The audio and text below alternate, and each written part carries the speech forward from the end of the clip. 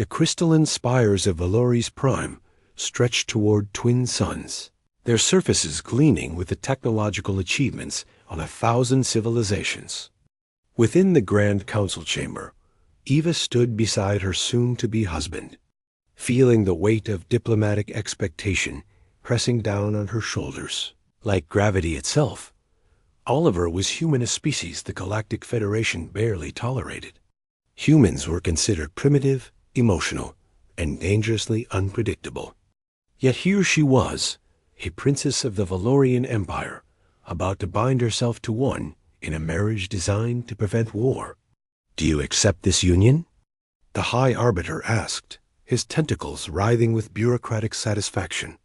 "I do," Eva whispered, her silver eyes not meeting Oliver's warm brown ones. Oliver's response came steady and calm. "I do." The treaty was sealed. The human colony worlds would remain unmolested. The Valorian Empire would gain access to Earth's rare mineral deposits.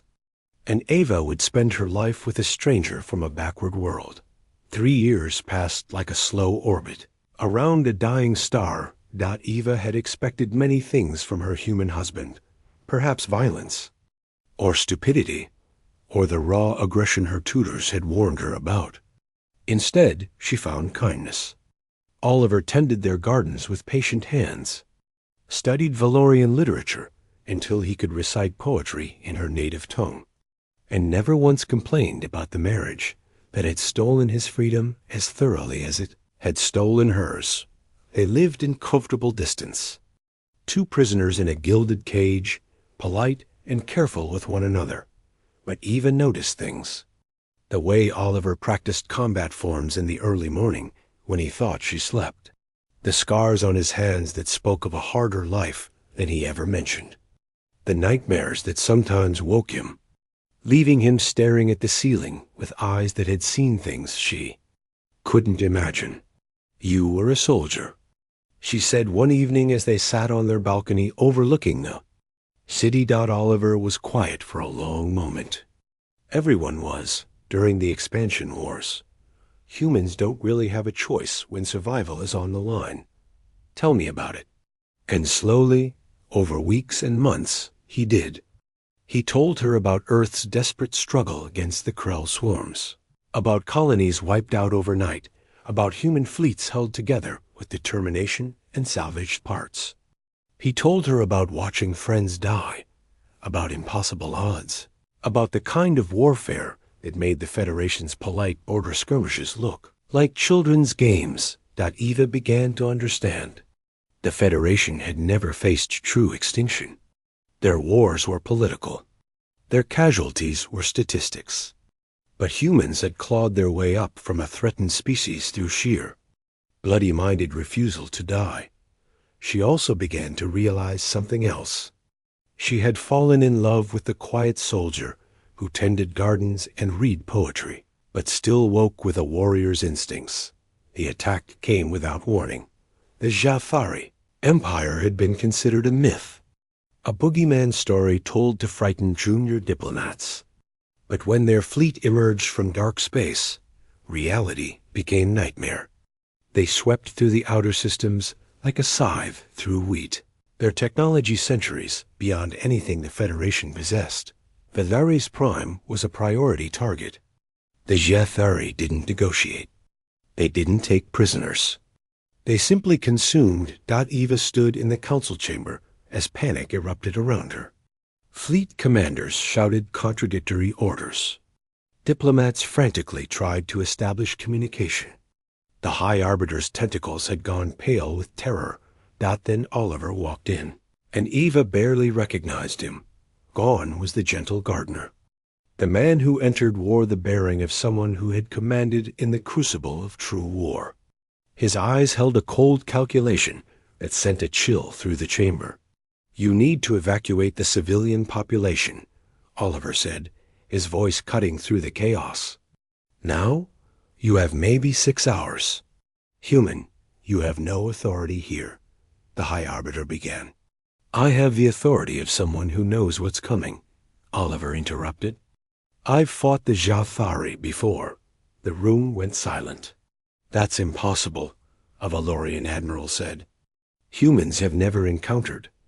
We called them the Devourers, Oliver said flatly. They hit Earth colonies 715 years ago. 50,000 dead in 3 hours. We learned. His gaze swept the room.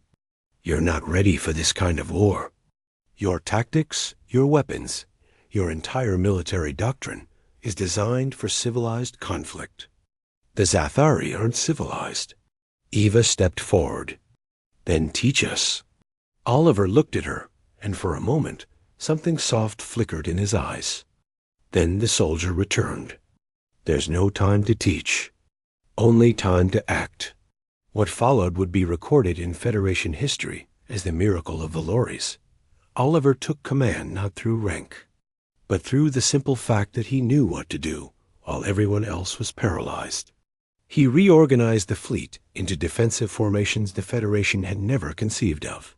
He identified weak points in the planetary shield grid and reinforced them with tactics born from desperate experience.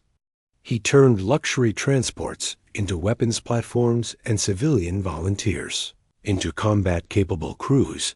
When the Zathari fleet arrived, they expected easy prey. Instead, they found a defense that met them with savage efficiency. The battle raged for 3 days. Oliver commanded from the central hub, sleeping in 15-minute intervals, his mind orchestrating a symphony of destruction. Eva watched him become something she had only read about in ancient texts, a war god made flesh.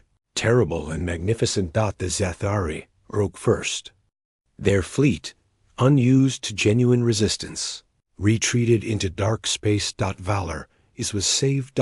In the aftermath. As the wounded were tended and the dead counted, Eva found Oliver alone in their garden. He was kneeling by a flower bed, hands shaking slightly as he tried to repair the damage from a nearby explosion. The Council wants to make you Supreme Fleet Commander, Eva said softly. Oliver's laugh was bitter. They're terrified of me now.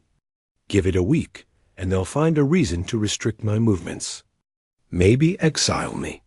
Humans are only useful when the monsters are at the door. Eva knelt beside him. I'm not terrified of you. He finally looked at her. You should be. You saw what I am. I saw what you could be when the people you love need you, Eva said. She took his scarred hands in her smooth ones. I saw my husband become a god of war to save our world. Our home? Our home? Oliver repeated quietly. Our home, Eva confirmed. This marriage was duty. But somewhere along the way, at least for me, it became something more. Oliver's eyes searched hers, and finally, that warrior mask cracked. For me too. As twin suns set over a scarred but surviving city, a princess and a soldier, two people bound by duty, but choosing love, held each other in a garden that had seen both war and peace. Knowing that whatever came next, they would face it together. The human had ascended as a god of war, but he chose to return as simply a man, with someone who loved both sides of who he was. And that, perhaps, was the most human thing of all. End